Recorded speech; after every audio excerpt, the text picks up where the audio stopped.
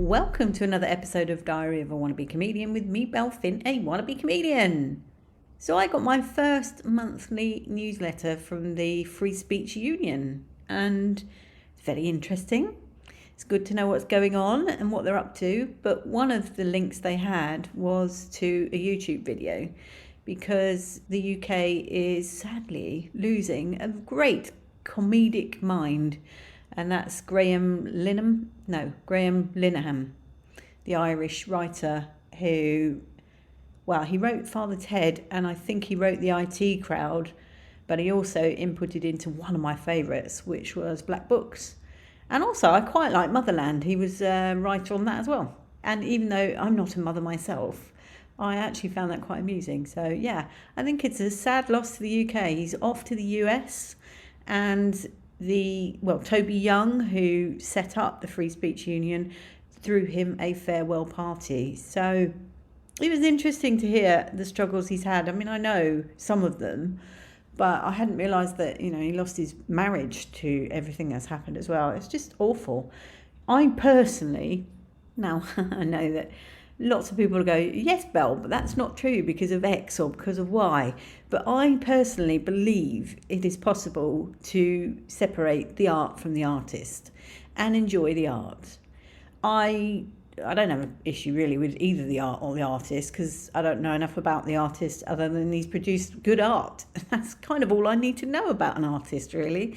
But anyway, listening to him, it was very interesting to hear how many years would that be? Sort of 8 years ago, he was really depressed at the fact that Trump had been voted in and found that awful to deal with, and how his viewpoint has changed. And of course now he's going to the US, largely because of things Trump's done, I think. Signing, I don't understand US politics, but whatever he signed to say that there are two genders, although he said he'd rather they called it two sexes. But anyway, that is quite sad, I think, like I say, that he's been forced out of the country through things he said. It's very scary that people can't say what they want. It really is, especially if they're not breaking the law.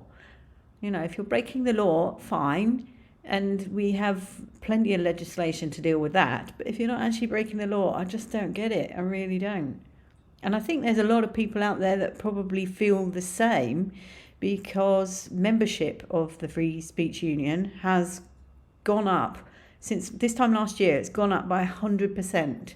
And the majority of those happened after we had all the arrests from the riots back in July, August time. Very telling, I think.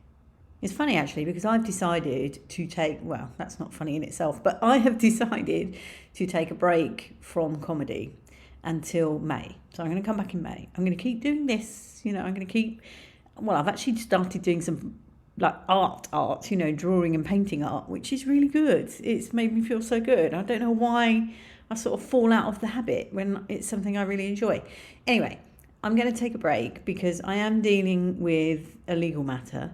And it's quite draining on the mind, and I'm struggling to be funny.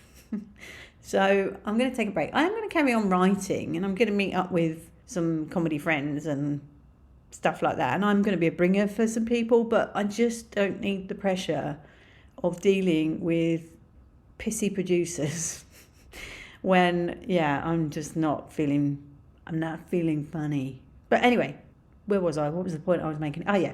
So I put a little note out on one of the groups that I'm on, which is all female comedians. And I just said, I'm taking a break, going to drop off this community because there's a lot of people on there.